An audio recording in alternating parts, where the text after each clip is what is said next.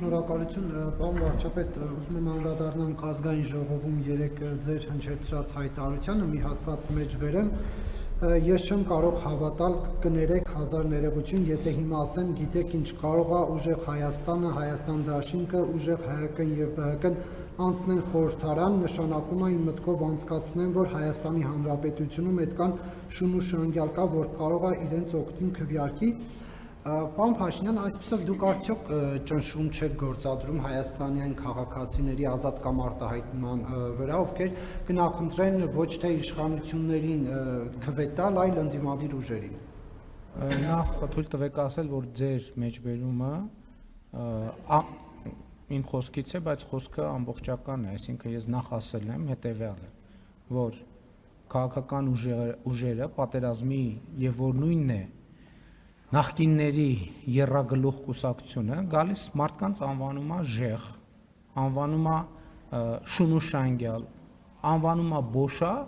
եւ հետո ասում է մենք ընտրություններում հաղթելու ենք կամ մենք ընտրություններում հաջողություն ենք ունենալու։ Եվ ես մտածեմ, որ այդ ուժերը կարող են ընտրություններում հաջողություն ունենալ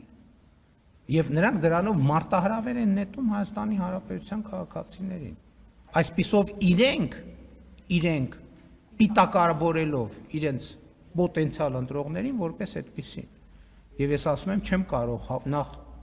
Հայաստանի Հանրապետության բոլոր քաղաքացիներին կոչ եմ անում իրենց քաղաքական դիրքորոշմամբ ցույց տալ, թե ով է իրականում շունուշանգյալը ու բոշան նկատի ունենալով պատերազմի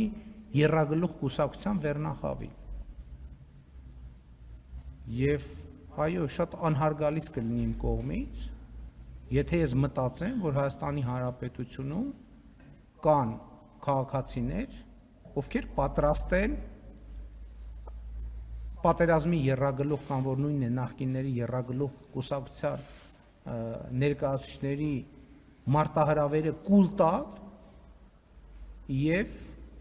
այդպիսի քաղաքական ընտրություն կատարել։ Ընդդիմությունը մենակ այդ երեքը չեն, էլի ընդդիմություններ կան, որոնք ոչ ժեխ են ասում, ոչ շունուշանգյալ են ասում, եւ ընդհանրապես ինձ համար Հայաստանի քաղաքացիները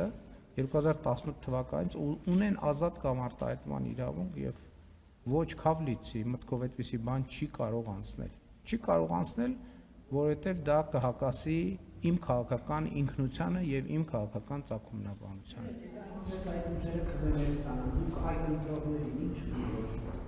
Ես էլի ուզում եմ իմ քաղաքական զգացողությունը ասում է, որ երեք ուժերից ոչ մեկը չի հաղթահարելու խորհրդարան մտնելու անցողիկ շեմը։ Ես խոսում եմ պատերազմի եռագլուխ կուսակցության մասին, հիմիջայլոց այդ շատ հետաքրքիր զարգացումներ են տեղի ունենում։ Այդ ուժերը այն սկզբից երբ որ իրանց մտքերի ընթացքը վերլուծում է եւ ասում է, որ այդ ուժերի հաջողություն նշանակում է պատերազմ, իրանք սկսեցին շատ ակտիվ հակադարձել։ Հիմա այդ մարդիկ բաց խոսում են պատերազմով Ղարաբաղը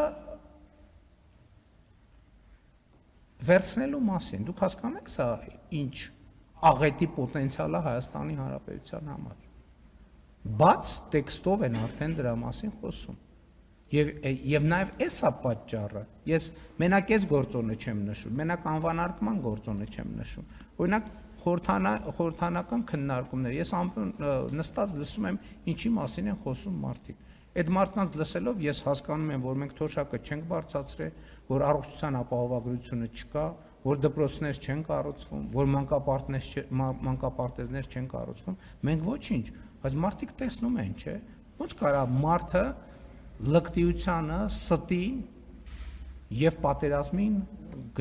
լկտիության ստի եւ պատերազմի եւ իր հասցեին վիրավորանքի օգտին քվեարկի։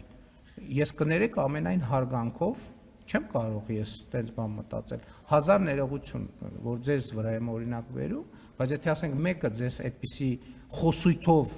ձեզ ընկալի, դուք կգնաք կքվեարկեք իր օգտին, դուք էլի այդ ազատությունը ունեք իհարկե, եւ ես հարգում եմ այդ ազատությունը,